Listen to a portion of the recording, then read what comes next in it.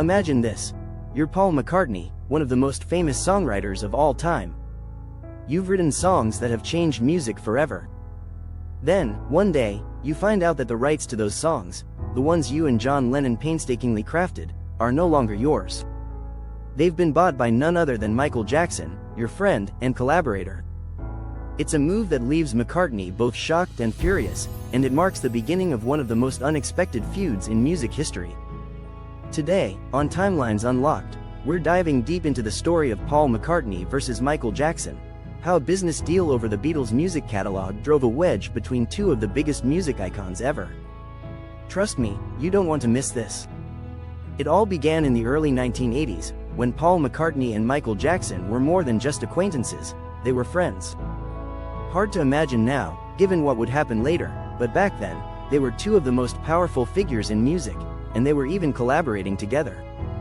In 1982, they teamed up for The Girl Is Mine, the hit duet on Jackson's record-breaking Thriller album. Then, in 1983, they paired up again for Say Say Say, which became a #1 hit. Their partnership was smooth, creative, and seemed like it could produce hit after hit for years to come. But what McCartney didn't realize at the time was that he was inadvertently planting the seeds of his own future frustration. You see, during this period, McCartney had shared some of his music industry wisdom with Jackson. One of the key lessons McCartney passed on was the importance of owning music publishing rights. For McCartney, this was a vital part of securing long-term wealth and control over your own work. It was something he had learned the hard way, after losing control of the Beatles' catalog years earlier. What Paul didn't know, though, was that Jackson was paying close attention, and this would come back to haunt him in a way he never expected. Fast forward to 1985. The friendship between McCartney and Jackson was still intact, but it was about to be tested in a way neither of them could have predicted. It was that year when one of the most controversial deals in music history went down. Michael Jackson, fresh off the success of Thriller and arguably the biggest star in the world at the time, made a bold business move. He purchased ATV Music for $47.5 million. Now, why is that important? Well, ATV Music wasn't just any publishing company. It owned the rights to more than 250 songs written by Lennon and McCartney, including classics like Hey Jude, Let It Be, Yesterday, and All You Need Is Love. That's right, Michael Jackson had just bought the rights to the Beatles' catalog, the very songs that McCartney himself had written. For McCartney, this was a devastating blow. You see, McCartney had actually been trying to buy back the Beatles' catalog for years, but he had been outbid multiple times. When he heard that Jackson, his friend, had swooped in and taken control, he was stunned. It felt like a betrayal. After all, McCartney had been the one to teach Jackson about the value of music publishing rights in the first place, and now Jackson had used that lesson to take something McCartney held dear. It was a bitter pill to swallow.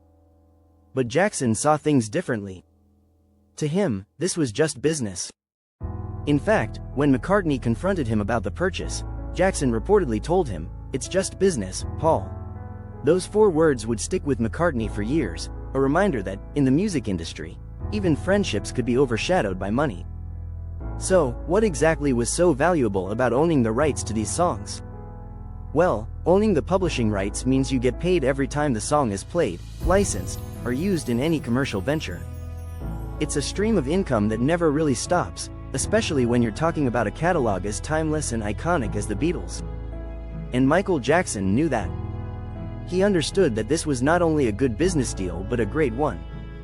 As if buying the catalog wasn't enough, Jackson began licensing the Beatles songs for commercials, something McCartney and Lennon had never wanted. One of the most infamous instances was when Jackson allowed Revolution, one of the Beatles' most famous songs, to be used in a Nike commercial in 1987. For McCartney, this was sacrilege. He had always believed that Beatles songs were sacred and should never be used to sell products. But for Jackson, it was just another way to capitalize on his investment. It was at this point that the rift between the two music legends grew even wider. McCartney's frustration wasn't just about the money, though. It was about legacy. These were songs he had written with John Lennon, songs that meant the world to him and millions of fans. For someone else, especially a friend, to own them and make decisions about how they were used was deeply personal. Over the years, McCartney made his feelings clear in various interviews. He never directly attacked Jackson but would frequently express his disappointment at how the situation had unfolded.